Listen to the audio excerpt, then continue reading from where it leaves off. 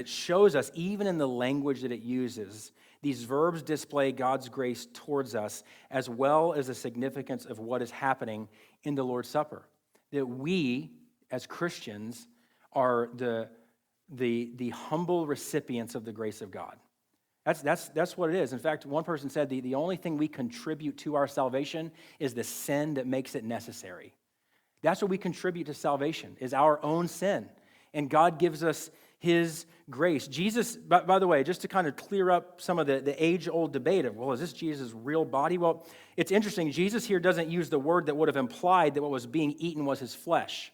When he says, this is my body, it's not the word that typically would have been used for flesh. No, the word that he uses implies that what is being partaken of is more of just the idea of him giving himself, the sacrifice, that he is giving himself, that he is laying the way that the scriptures talk about it, that he lays his life down.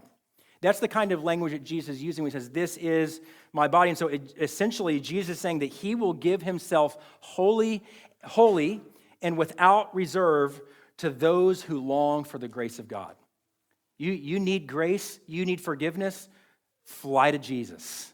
Go straight to Jesus, because he will give you that grace that you desire and that you long for. And then we see the cup, verse 27 and 28. Let's read those together.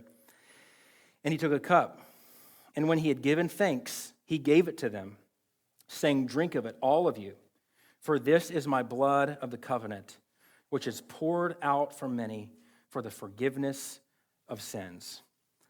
And this is amazing. Remember, the section before this says that Jesus earnestly desired to have this meal with his disciples.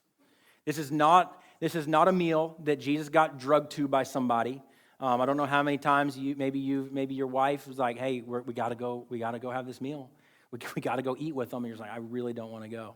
I really don't want to do this." That's not what God the Father is doing to Jesus. Okay. The scriptures say that Jesus earnestly desired to partake in this meal with his disciples. And he shows us that because the text says that he gave thanks.